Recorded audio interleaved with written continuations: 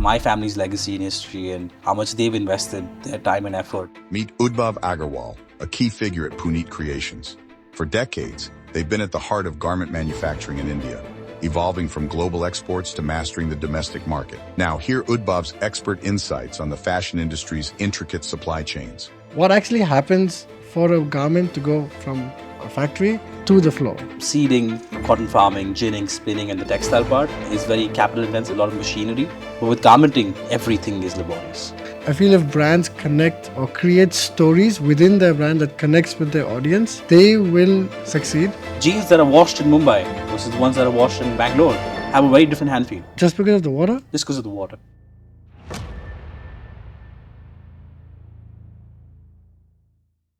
Thank you for joining us in today's episode of Beyond Basics. We have a very special guest with us today, Udbhav Agarwal from Punit Creation, one of the biggest manufacturers. Let's welcome Udbhav. Hi Damin, pleasure to be here. Pleasure to have you. This is our third episode and I'm very excited to have this conversation with you all about the fashion industry, supply chains. Even before this conversation, going through the factory, I have learned already so much. It's been amazing. So I'm hoping we can share a lot of that with the audience. Where are we right now exactly? So we're in our manufacturing facility in Bangalore. This is a facility that manufactures both shirts and trousers. We manufacture a lot of different products for a lot of different brands domestically. Punit Creation is a 36-year-old company. We are sort of large-scale garment manufacturers. We've been in operations since 1990. We built a strong foundation and we were quite export heavy till I would say 2012, 2013. After which sort of the domestic industry in India was so strong that we pivoted completely from export to domestic. And we started servicing some of the largest sort of volume providers in menswear. We service brands like Arvind, Raymond's, Indian Terrain, Rare Rabbit, XYZ. What are the brands that Arvind has? So Arvind has a lot of beautiful brands, US Polo being there. Then they have Arrow and Flying Machine. You mentioned exports. This was pre-2013? Yes.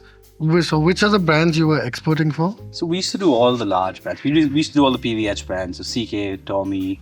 Oh, wow. We used to do Stradivarius, which is Inditex, Zara. So we used to work with all these large format stores and do huge production runs. However, somewhere with the rise of global competition and cheap labor in pools like Vietnam and Bangladesh, it became unsustainable for us to compete. At the same time, the rise of the Indian sort of consumption story in the domestic markets was so strong that we just found it easier to pivot. Tell me a little bit more about yourself. I feel you have a passion for history. I learned from history. If we don't know where we're coming from, we can never project where we're going. It's important to own your identity. I think for a long time, the world looked upon us very negatively. But that's changed. And a lot of it has also got to do with the fact that we don't know who we are. I mean, I think India is now starting to figure out, it's only been 60, 80 years of independence. The world is much smaller than it used to be. We have data and information and education accessible at our fingertips. I think we can start to be a little bit more empathetic towards each other. I mean, the journey with empathy starts with yourself. And when you start asking yourself, okay, why am I the way I am? Why am I the color I am? Why am I speaking this language? That self-realization journey is what got me into history. That's where I started questioning a lot of things and just finding my own answers. Where did you study? So I did my undergrad in Florida and then my postgraduate was in London. And school was in Bombay? Schooling, yes. Born and brought up Mumbai through and through. So I did a econ statistics comp-sci degree, really opened my mind up to a lot of things. Realized my family's legacy and history and how much they've invested their time and effort. You realize this when you go abroad. I also didn't realize it until I went abroad and I was away for them for a prolonged period of time that I came to realize what my parents had built was right. Just when you're in it, you don't realize it. The question of passion goes away and duty comes in. Duty comes in to an extent, but you also just, I don't know, it's just this appreciation for what they've built. You understand that this was not very easy to build. Yep. And that's when you take it upon yourself to take it to the next step. So that's when I decided to come back. I had a job lined up as well. Ran the factory for a few years, set up a few buyers, did well, got into a very technical university and got a very technical degree and had an opportunity and went there and did really well. To be true to my generations and to do right by it. Whether I fail or not, whether I succeed is secondary. But to know that I gave it my all. I think that's where the challenge lies. Like, at least what I used to think is I don't want to sit there in my deathbed and think I never tried. I try to put that thought away for a long time. If I was like dying, I would regret that I never even tried. And that's what drove me to go to the UK and keep in touch with my passions, right? We're not binary creatures. Life is fluid. We live on a very big spectrum. Yeah. So you got to be open to, it's not just all in or nothing. Yes, I live by the attitude still, but you got to encourage and, all sorts of passions within you. That's why I went back, studied my bit, and did very well actually. Now it's just a matter of building this out. The goal is very much to see, the way I see the natural evolution of my industry is everything is primary, secondary, tertiary. So primary, if I was to break it down in the supply chain, is the cotton farming. Secondary is the production of the garment, and tertiary is the retail. So I have to take that step of secondary to tertiary and build the brand out so that I'm able to feed my own factories to some level. So I'm able to ride by my workers, because when the wages rise, I need to be able to adjust the cost and pay them equally well. As a retailer, we know that overheads have only increased every year. 1,200, Electricity. so the wages are going up 1,200 in 2 months again. So that's going to again increase the price of the goods, which then again gets passed on to the consumer. Somewhere that understanding has come in that if we have to grow as an economy, our labor has to make money so that they can spend as well. The mass markets, the 80% of people consuming below 1,300 need to move upstream and come to the 2,500 mark.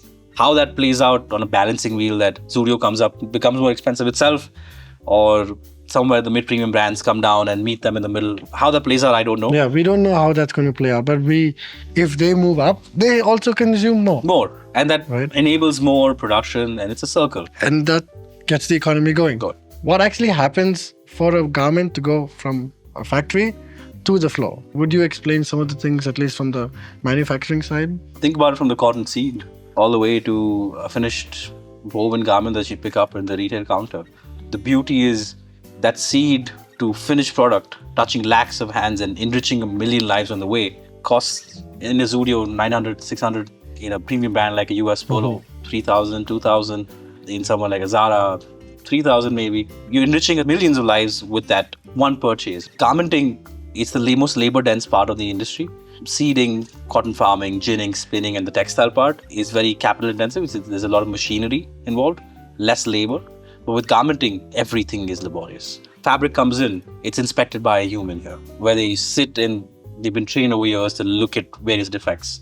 So they look at the fabric before it's even cut. They look for defects, they look for color shading, they look for things. After that, it's gone to the cutting floor where a person skillfully lays it out and then marks it and cuts it. Yes, there is technology that's come in, but for the buyer's eye service, I told you, the breadth first, depth less. So I can't implement these technologies here. Right? Because those technologies are all about bulk. All about scale, all about standardization. Fashion's never standard, right? No, it is not standard. It's not standard. That's what fashion is meant to be.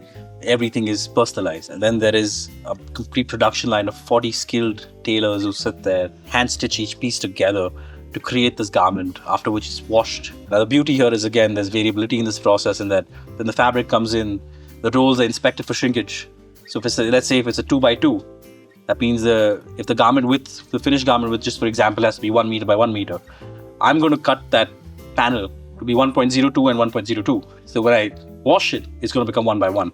Now, there's so much that can happen in the wash procedure, everything from a little bit of residual moisture in the washing drum to the water hardness being a bit stronger, because Bangalore has more ferrous content in the water, it's hard water. If you move this factory from Bangalore to, let's say, Mysore, it would change because of the water. Yes, the shrinkage dynamics actually would change, So the fun fact with jeans that are washed in Mumbai versus the ones that are washed in Bangalore have a very different hand feel.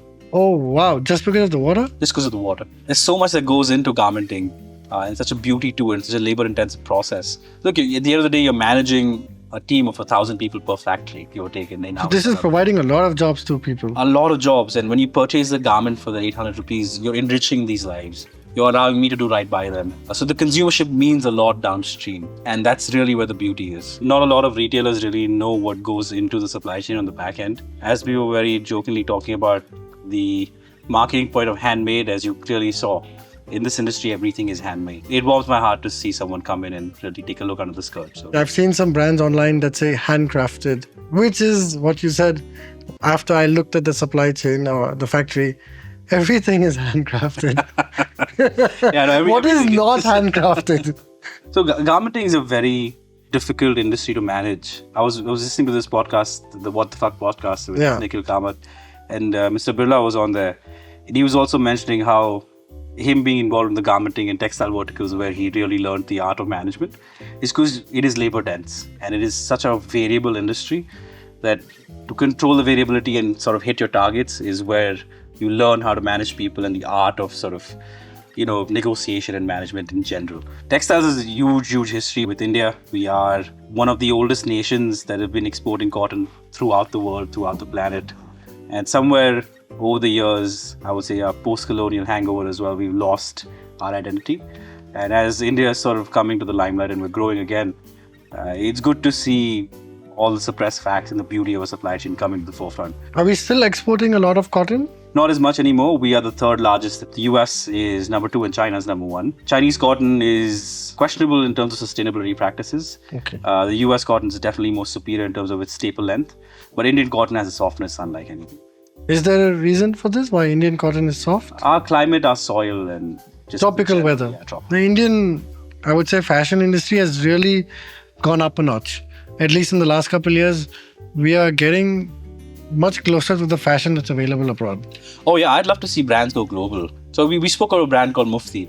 I love their product. I worked with them briefly, and about 2-3 years ago, the whole product base changed. They introduced this beautiful nylon spandex. They introduced great prints, great nylon rayons, hammered, crinkled fabrics, lightweight. Variation in fabric, so many variations. Beautiful outcome. I mean, the storeroom is not recognizable to me.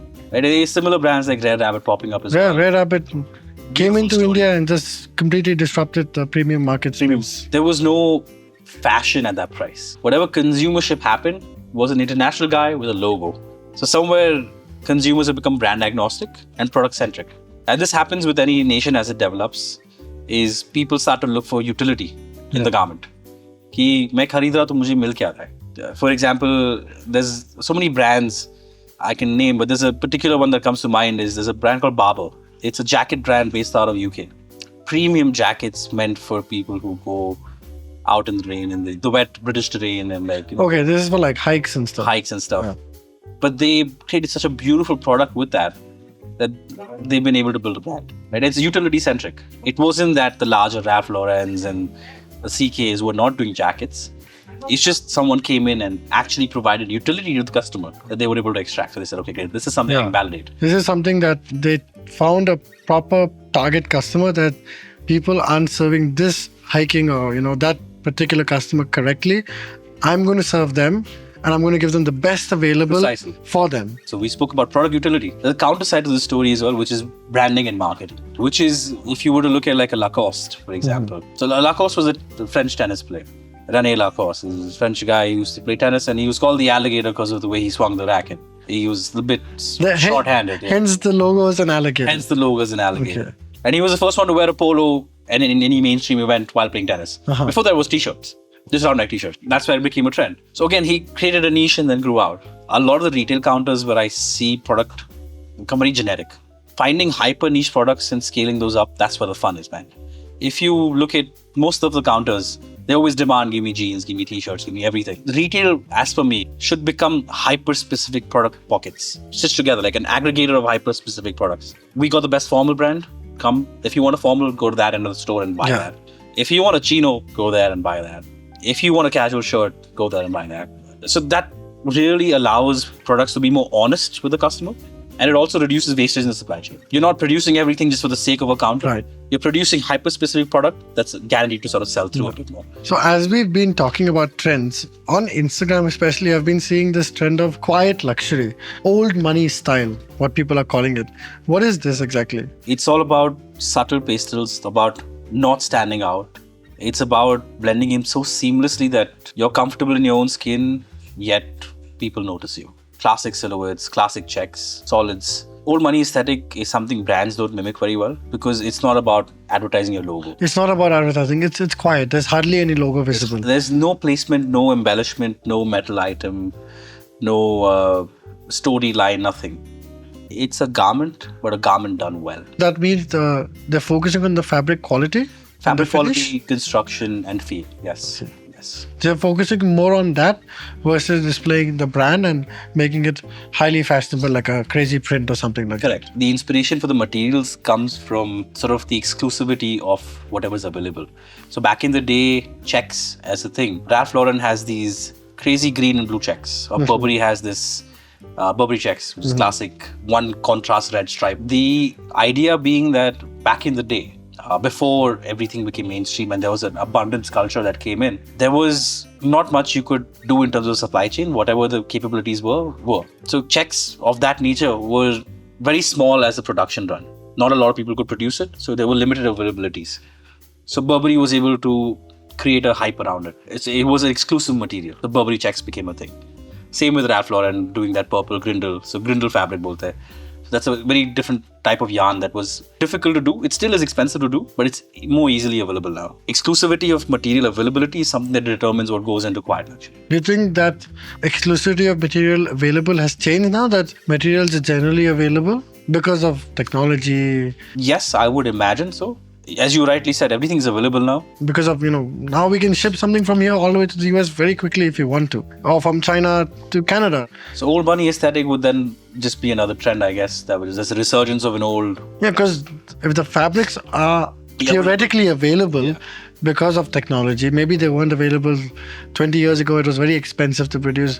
If they are available because maybe massive factories in China are producing this fabric. Let's consider, I guess a good case study here would be like old money aesthetic brands. Would Massimo Dutti be old money aesthetic? They mimic Loro Piana. Zara is to high street, same way as Massimo is to Loro, is how I put it. Loro is old money because they still produce a lot of the exclusive wools that shear from very specific type of sheep, and there's still a hype around it for that. So wool makes sense because it is expensive, because it comes from sheep and stuff. For an Indian context, most of the country is hot.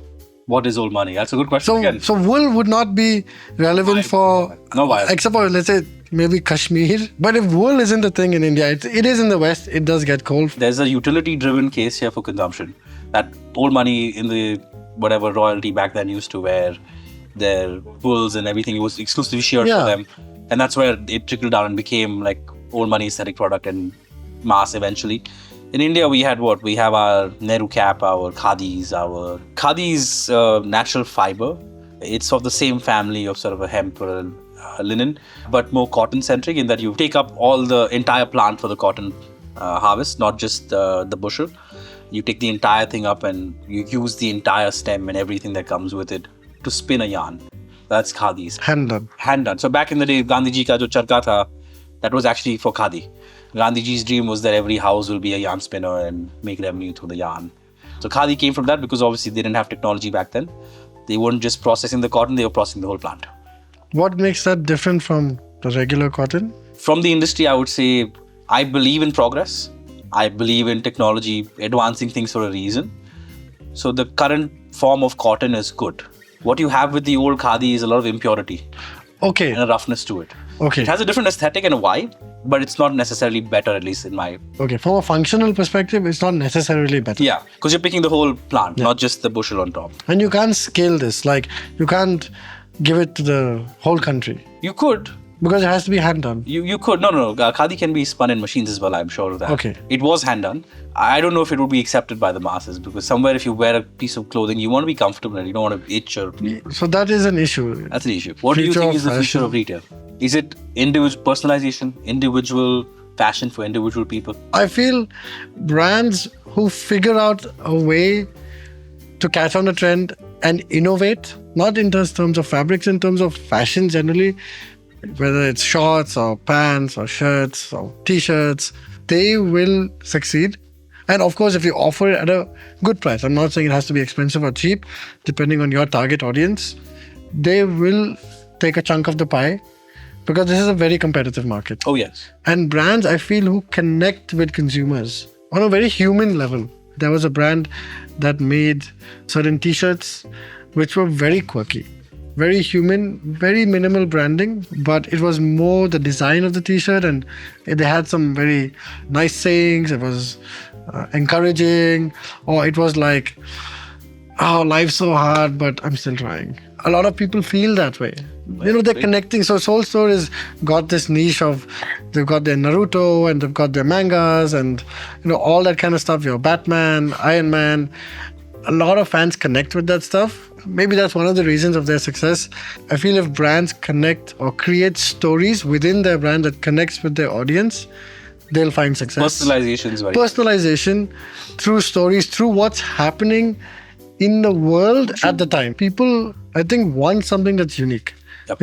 I don't think anyone wants to go out and be like, everyone's got the same shirt.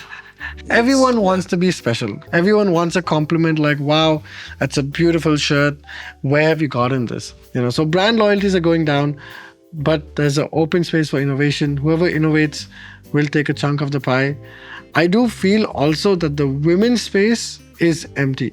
I think it's the most challenging space. Really? Western wear, organized market. If you want to buy a nice dress, even if you want to buy some nice lingerie, there aren't a lot of brands offering this in India. If my mom wants to buy something, she does not have unlimited choice. She has to run around the entire market, run around find something. So many stores to find one piece that she likes. Women are good consumers. But that's an opportunity. If whoever solves that issue is definitely going to succeed.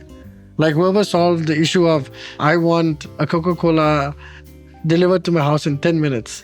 There are people who have solved this issue and they are doing very well. Debatably so, but I take your point. At least the customers are happy. You don't want to go to the shop to buy one Coca-Cola. Fine, someone will bring it to you. So if someone figures out a way to make really good merchandise in women's, Western, they are going to succeed. It's very interesting that a manufacturing facility or maybe other manufacturers too are changing their focus from export to domestic, showing how much potential there is. Do you think this is because consumption has increased? India's consumption story is very well lauded, and we are a quickly growing nation. We're sitting at a good $2,700 GDP per capita. And this is where sort of the network effects of the economy kick in and consumption really takes off. But at the same time, we're seeing a really strong income inequality set in. So consumption patterns are very split.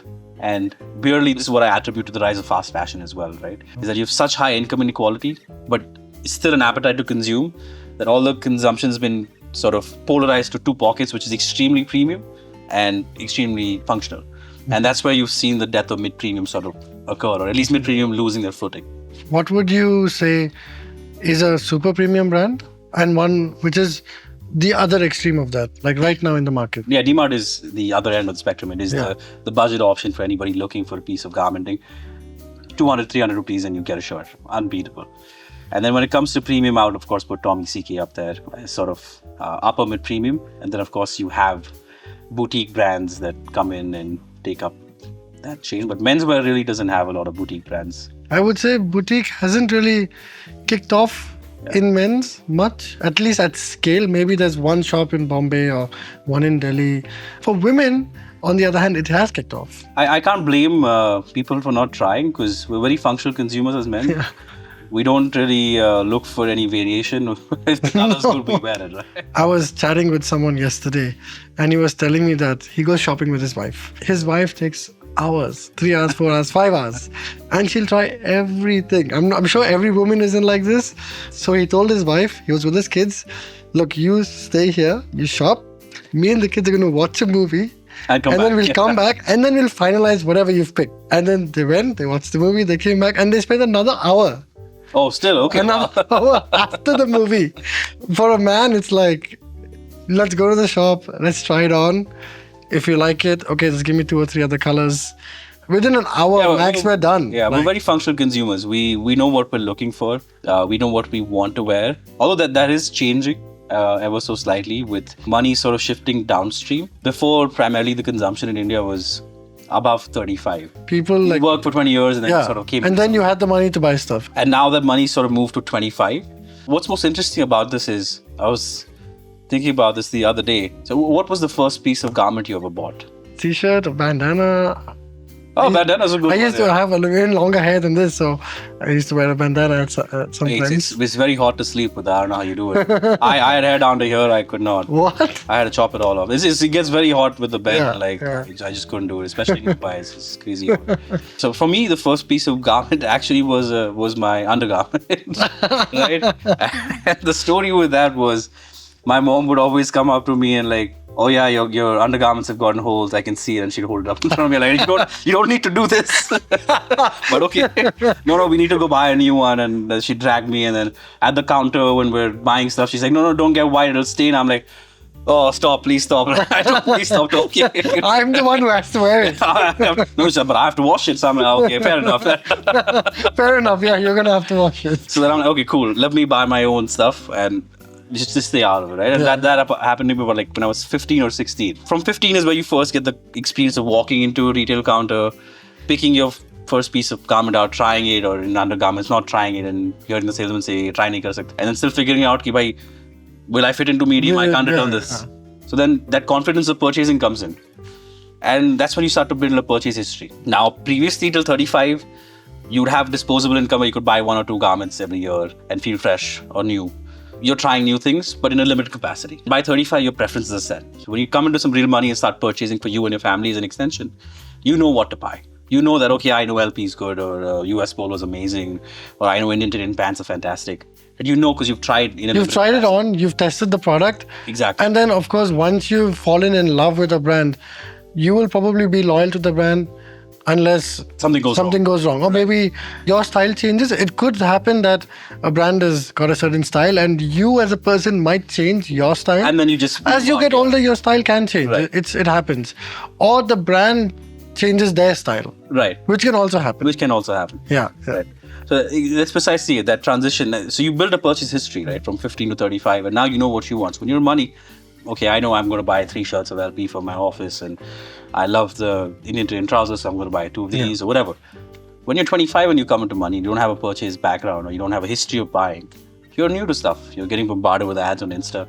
Yeah, nowadays it's complicated. You're getting bombarded with so many Insta ads, online brands which are not present physically, which you have no clue what the size is going to be like. Exactly. Because it's just like you've never tried on their size. You can't go try it on. But people are still taking the leap of faith. That's where this disruption has happened largely over the past 5-10 years again, is sort of historical brands have not been able to play the digital game very well. Or rather capture the new consumers as how the new consumers, the young consumers who are maybe sitting in the office, they got a 10-minute break, they're like, I need a shirt, let me just browse what's online. This is a very interesting transition point we are in terms of the larger, grander context of consumption, is that online has just been there for 10 years, 12 years? I mean, significantly in the last 5 years. 5 years. With the rise of this UPI and all this stuff, and that pay later concept, people have the money to buy now, pay later. But also UPI has made it easy to transact online, even without a credit card or a debit card. In these 5 years, we've not even seen the entire ecosystem play out yet. True. And we're still new to it. It's only been 5 years. So that cycle is going to be very interesting to see how that plays out, how the larger brands adapt to it. And of course, how newer brands make their spaces. Plenty of brands have. You've got the Snitches of the world. With the rise of fashion, I guess, in the last few years, starting off with Zudio, kicking off the ball. And this goes back again to the nature of the consumer. So there's been a big change in consumership. This is where we currently sit. I see that in my supply chain as well with manufacturing, where we've become breadth first and depth less. So we've gone breadth first as well. All the brands have reduced their quantums. They're going larger on the offerings, less deep on the volume. So there's a structural change, and again, online is a huge attribution to that. Does this put the fact that they're spreading their breadth rather than going heavy in terms of quantity? For the audience, this basically means like instead of producing, let's say, 1,000 pieces in one shirt, doing 10 shirts with 100 each. Does this affect the supply chain or the factories? Oh, yes. Before I was able to, I would say up until even 3-4 years back, pre-COVID, the quantums are strong. I was able to run my factory somewhat efficiently. But now with the variation from style to style, I have to reset the batch. And as you saw, everything is manual. The way a coin pocket is created, and if the styling of the coin pocket changes from this fabric to that fabric, it creates a huge burden where the labor has to be retained on how to place it, how to finish it. And that cost is somewhere lost in communication. But hopefully, things normalize soon. So it's also a matter of communicating to the brand that, hey, if you want these variations, it's going to increase your cost by so-and-so number because of these variations. Absolutely. Brands have been largely supportive. It's not that they do understand. But with the disruption of Zudio and XYZ players again, they're very disturbed. The market's a bit flustered and everybody started to find their footing. So taking on an increment in COGS is not something they're able to do very naturally. But the larger brands that are adapting fast are able to pass it on to us. Yeah. What do you mean by COGS? A lot of people don't know what this means. So COGS is cost of goods sold. It's essentially your cost of materials, your raw material cost, plus any value add you've done on it. So for a brand, COGS would be the cost of the garment they buy from me, plus whatever XYZ license fee and warehousing fee they add on as a service. The rest is external. So that's what COGS is. The end price that people often see as a consumer, they might see a shirt for 3,000, 4,000, and they think, oh my God, this is so expensive. They're not realizing the amount of cost, the amount of people in between, and the work that's involved to get that product to the store. And again, that's why the online disruption comes in. It's because we've had this is a channel disruption to some level, right? What's ended up happening is you've had traditional channels where we push the inventory to different cities, and then people would go and visit this centralized point in the city, be it a store or a whatever, and they buy stuff. Now it's online. It's one-to-one shipment, where it goes from the warehouse to your home. The channel costs have somewhere been disrupted, but also there's a big logistic burden added on because I'm not shipping out in bulk. So this is what's disturbed the market. And there's a lot of returns. I can't predict my size with every single brand perfectly. If I like a t-shirt online, I've made mistakes where I bought a medium because it looked like the medium would fit me, and then I had to return it and then wait for the large to come, and then the large fits. Or sometimes I don't even like it once I've tried it on. I didn't like the fabric or the color or whatever, which I cannot tell online. You've also had a beautiful history with retail. I'd be quite curious to see all the points we discussed. What do you think is the next step? At least what we see in the store is any human being, they'll go to the store, they are going to try on the garment. They're going to show it to their wife or their kid or their friend or their father or mother, whoever is there with them. And they will look at themselves in the mirror to see, does this fit well? Is it a little tight? Is it a little loose? So you're saying the tactile part of it still... That whole part, that whole experience of figuring out, do I want this or not? It looks best in the store. You have lights, you have mirrors, you feel great. Have you seen any transformations in consumer sort of patterns? So the returns are very less. The returns are almost negligent. Because it's obviously You've felt it, you've tried it, you've shown it, you've gotten yes from your wife or no, this doesn't suit you, please change again. And always get your wife's approval. Your wife has to, that's the number one person who has to say yes. The returns is obviously a big issue for online. Yeah. I know off the bat it's like around 30%, 40%. Oh yeah, 30, 40%. Which is a huge amount of return if you're thinking about the cost to send the good, the cost to bring it back.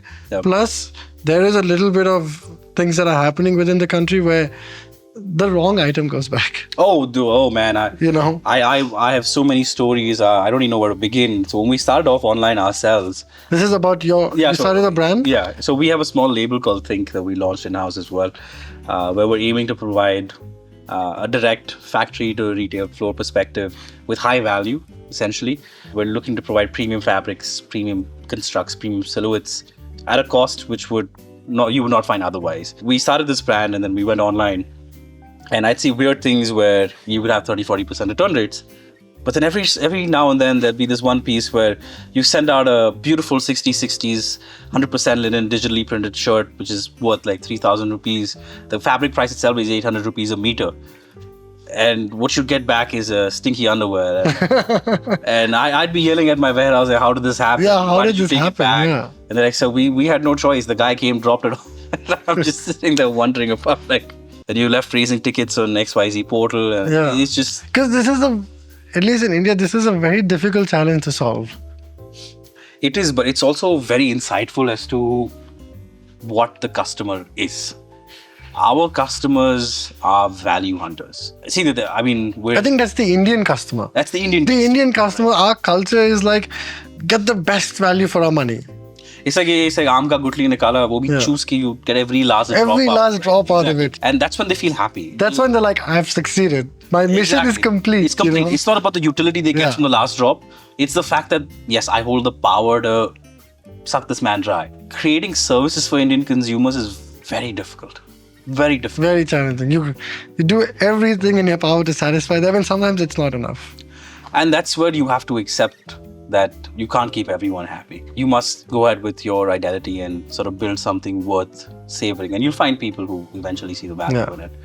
And there are lots of good consumers, good customers who They come, they buy, they're happy with the product because you've given them a beautiful product. Oh, and that's true as well. So that's sort of the duality again, going back to the polarized India, right? You have your premium customers and you have those sort of value hunters. The Zudios and Snitches, the wonderful thing is they've made a premium shopping experience available to the masses, which is wonderful. And people can just go in and buy a shirt, a jeans, whatever.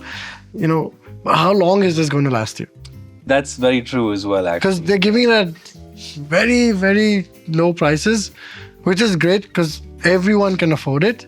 But then what happens after you wash it and after one wash, it's terrible. You're just like, you might not want to wear it again. But the amazing part is they do return back to Zudio. Even though they've seen the life cycle of the garment be short, they somehow end up going back. That's what I want to really try to understand is you have what traditionally we call A+ counter in retail. So how do you see the difference with your customer and let's say a Zudio? I would say they're different customers. That's the entry point for a person in the country who wants to buy from a brand. Before, what I'm thinking is, if you wanted something sasta, something cheap, you'd go to the market. Table pe, pada rehta tha, you would select a t-shirt, you'd try to find your size. You'll find something that you like and you'll go. You'll be like, okay. You'll know the guy personally. He'll give you some 10%, 5% discount. Personal service. Yeah, it wouldn't be like a shop where it's air conditioned, beautiful lights, lots of trial rooms, mirrors. It's democratizing the fashion industry. That's your starting point. Like you start there, but as you develop as a person, your taste might change. So you might premiumize. Formalization of the market. What Zudio's done. What Zudio's done. They've premiumized the experience even for the one who is a low budget customer. It's a nice way if you want to start. You just want a shirt, you just go to Zudio or H&M or whatever, you'll find a shirt which is very cheap. Button might fall off in an hour. That's a different story altogether. This happened with a friend of mine when we bought a shirt literally for the wedding. Within an hour, one button broke. He got a shirt for a one-time use. As you touched upon quality, I have to give it to the mid-premium brands in India. Having been an exporter as well, the Indian brands, the way the fervor and the attention to quality is there, I've not seen anything like it. So just going back to the example of the button, what we do with every single garment is we do a GPT, so a garment performance test. Every time we produce something before we make it, we take the bulk fabric and we put it in a test. But the test has multiple parameters, everything from a button pull test to the fusing to the wash, shrinkage post-wash is well controlled. So the customer at the end gets a good product. In fact, I would go as far as to say Indian mid-premium market is truly a value proposition globally. The likes of brands like US Polo, Indian Train, Mufti, Rare Rabbit even, the sort of garments they provide for the price they do is not something you'd find globally. And the attention to quality is so well taken care of. I never saw this in export either. When I was doing sort of Zara, Stradivarius, XYZ, they have sort of integrated a lot of these things in as well. And they do have their own strengths. But the breadth of the fabrics and the variability at which Indian brands execute, domestic brands execute, I'm yet to see something like that. What do you mean by fusing shrinkage? So every garment you buy, it's a fabric that comes from a textile mill. It's then cut, sewn, and then packed. But within that packed garment is a fabric that's not yet shrunk. Clothes shrink. I'm sure that a lot of customers have gone through this issue. Yeah. So what we do is we pre-wash all our garments and we make sure that the bulk of the shrinkage is taken care of before we ship it out to you. So basically, any fabric, it will shrink?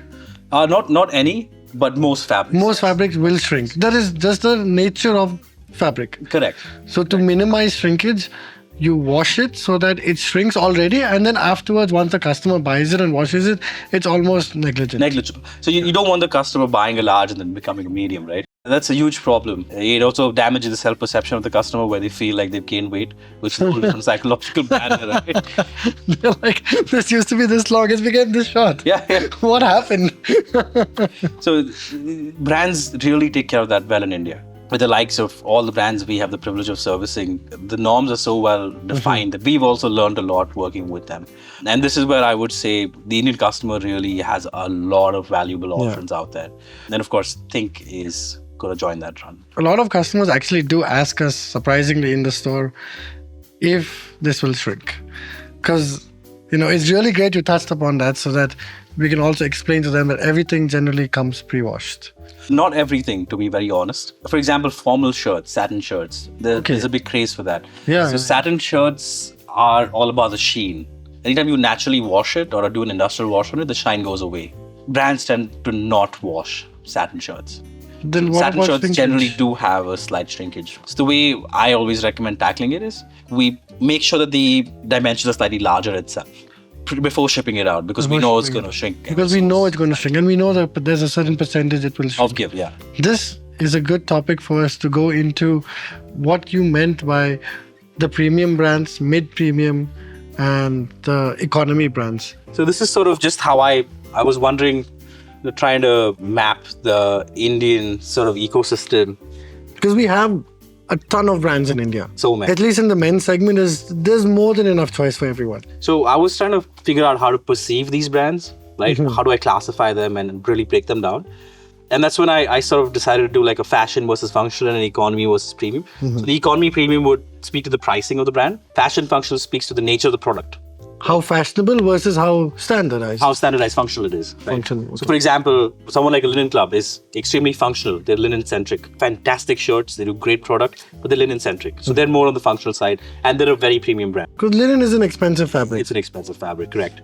Whereas someone like a Zara, for instance, they're a fashion-focused brand. They're all about quick churn, new styling, new silhouettes, new colors. Lots of styles, lots of new colors, fabrics. That's how I decided to decide to map it and really break down the market. The fashion ecosystem is largely driven on cycles. These cycles range anywhere from 3 months to 2 years. 2 years? 2 years, yes. It's a very long cycle. Yeah. So 2 years are the larger cycles of consumption with what type of garments were. Okay. For instance, post-COVID, we saw a huge drop in formal wear because the consumption trend changed. And then again, it sort of resurged again last year. again, yeah. So those 2 year cycles. Because people started going back to the office. Going back to the office, or there were more functions that they would attend. There was more formality to meetings that crept in. So these 2 or 3 year cycles are defined by larger socio-economic sort of trends. Just to touch briefly upon that socio-economic trend, if you see a brand like Balenciaga, very premium. But if you see their latest collection, they're literally selling you a garbage man's utility vest and like ripped shoes that are torn and shredded. It's because in the West, income inequality is actually growing faster than India. And as that is happening, the rich and ostentatious and are very conscious about the consumption, and they don't want to flaunt it. They still want to consume, but they don't want to be outright about, look, I wear this or I am this, right? So what do is they low-key try to mimic a blue-collar lifestyle. So that's why you saw that utility vest come in, because it's literally a mockery of the, the common man. And these are the larger cycles that play off for 3 years, 4 years. And I'm sure as the trend changes, something new is going to come in. And coming to the 3 month cycles, these are more color driven, silhouette driven, what's new, what's not, fads, so to speak. So if you were to sort of break things down, the companies that are more fashionable, sort of the ones here, also look at from it. Now these guys tend to be attuned to more disrupted sort of trends and cycles, right? Okay. As the cycles change, they have to pivot fast. If they don't release something new, if they don't keep up with the market. So they're the ones who are on trend, basically. As the trend changes, example, when Barbie came out, pink. If it's baggy jeans, they've got baggy jeans. Like fastest in the market to have those baggy jeans. Correct. So these are usually what I would call the trendsetters. These are the ones that are always pushing to introduce new trends. And then right below that is you have somewhere between the fashion and functional.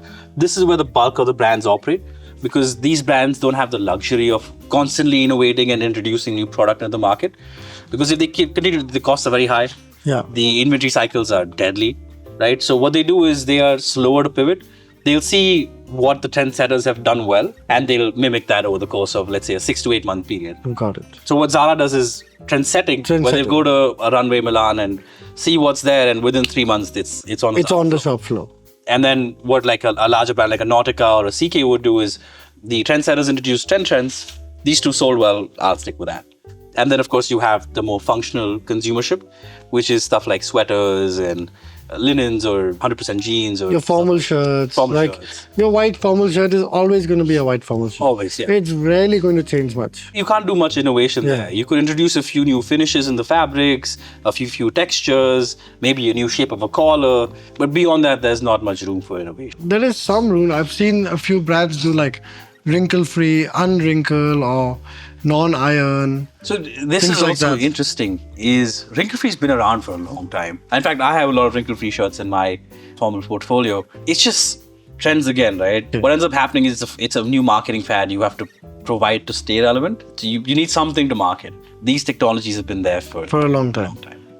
They just keep resurfacing every now and then as a new It's a new thing. Yeah.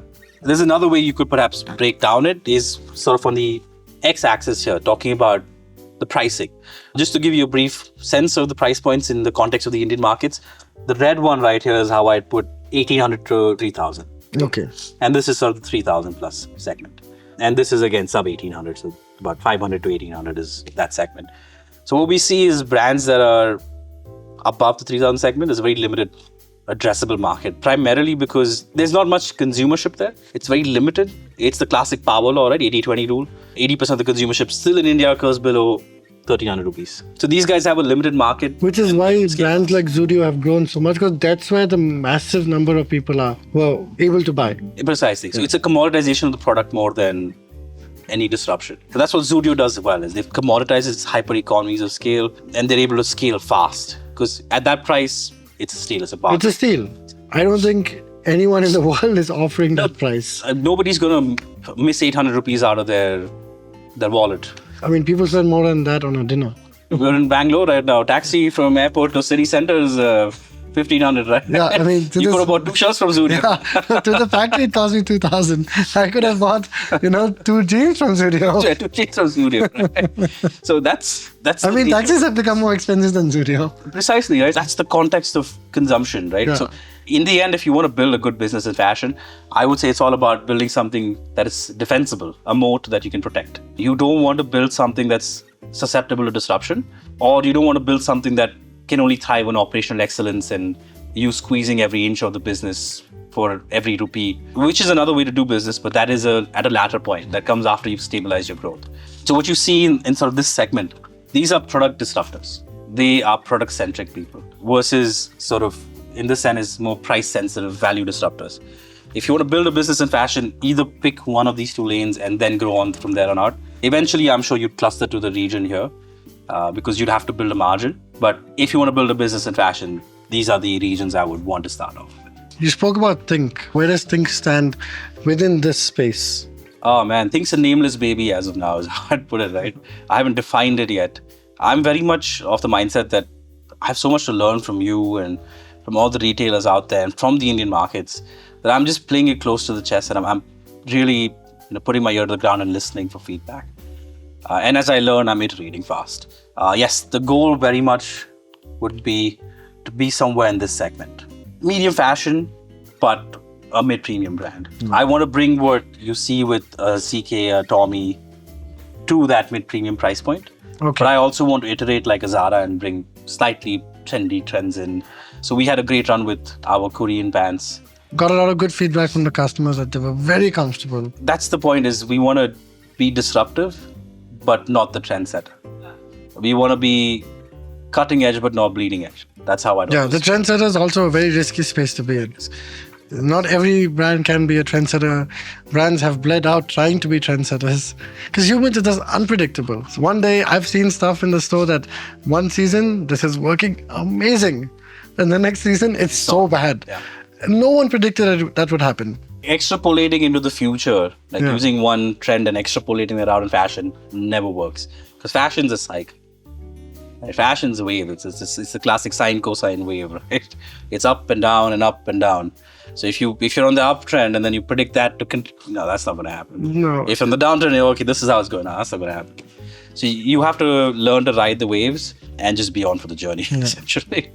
Well, that's what makes it so difficult. If a brand is able to predict, okay, this is the trend, and they can basically ride the wave by getting on the trend and getting that product in the store on time, basically hit the jackpot. Oh yeah. If they've with the quality of course, and the right price. See, fashion's very downstream from culture. We had the rise of baggy post-COVID because people wanted to be comfortable. They wanted to move, walk around, XYZ. Now in India, the reason why a lot of at least that's my perspective, a lot of the baggy fits haven't caught on is because we don't move around in India. We don't have footpaths to walk. So what are you going to do? It's very car to car, journey to journey, location to location. You're not walking from XYZ place. There's no utility to comfort. The utility comes from pure looks in that case, and then you want to look slender. So slim still works very well here.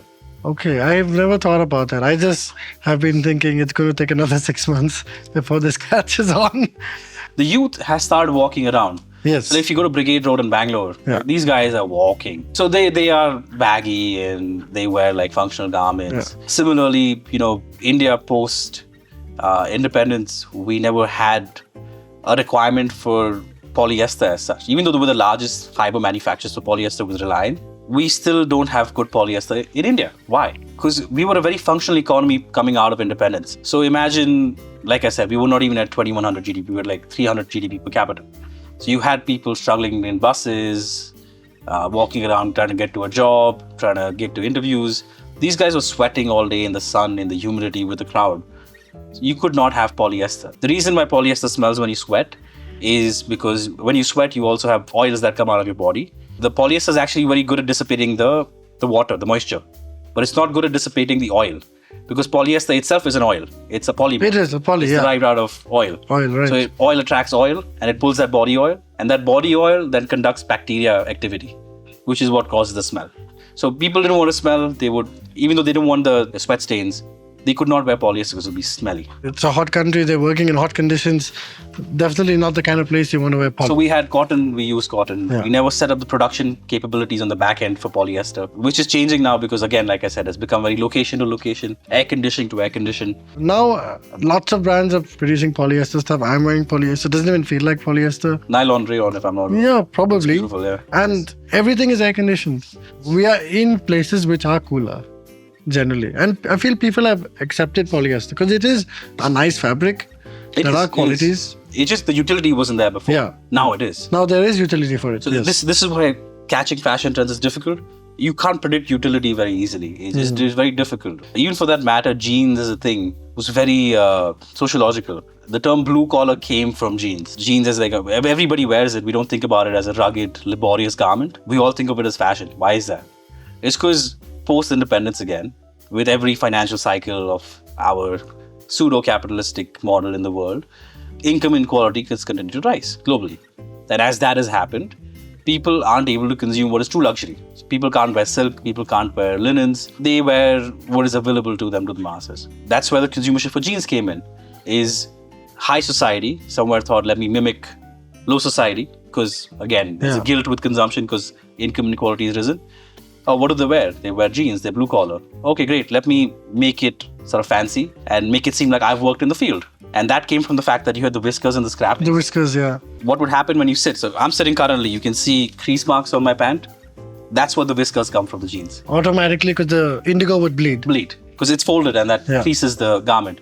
Or when I'm on the field and I bend down and I'm on my knee, that causes the fading. The fading. And it would get torn over here. Like sometimes. How my jeans are torn on purpose. That would actually happen. Exactly. People who would work in labor or in the fields and the jeans would tear. Exactly. So somewhere people were so in the 20s, this is the I would say jeans actually exploded in the 60s. There was a huge 60s financial crisis as well.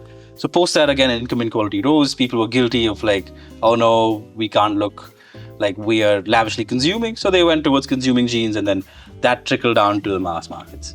Coming back to the point, it's all about catching these sociological trends and how that would reflect in your garmenting and fashion. Right. I've recently been studying a little bit about manure, and they seem to be using a lot of AI systems to be able, at least what they're saying is, to get the trends in ethnic men's fashion right, region by region, city by city. Because India is very different. What sells in, let's say, Tamil Nadu, in terms of ethnic wear, the colors, the styles, might not be what sells in Punjab.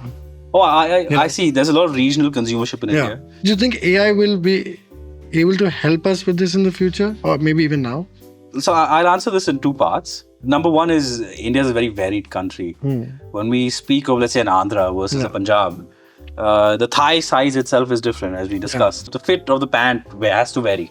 So that's more merchandising. I think systems and data will definitely help reduce inventory wastage, because as we discussed, the thigh size being different and the consumership therefore being different, we'll start reflecting in the data. We'll start understanding what fit is working where. So you might start at a better level than a human can understand, because our brain's just like this big. Like a machine can do things which we can never even imagine doing. The data will start reflecting that. I don't know if AI would particularly be helpful in this industry. As you've seen, it's a very, very manual industry. The nature of the cycles are harmonic. They go up and down. And very and unpredictable. Up and down and unpredictable. So AI is good for extrapolating. One mistake, you produce 10,000 pieces of a garment which does not sell. What do brands do with this? Like, what happens? You end up having to liquidate them below cost. And just Generally take at a loss. Just take the loss, yeah. Which is why inventory management is key. So another thing when we saw the graph is the larger brands, the reason why it's a tough business to do with a high fashion market is because you are constantly innovating. So you're constantly producing new inventory as well. And if you get caught in 2 bad cycles, that inventory kills you. Whereas with, let's say, a high fashion like a Zudio, they're constantly innovating, but they're innovating on the low end of the spectrum.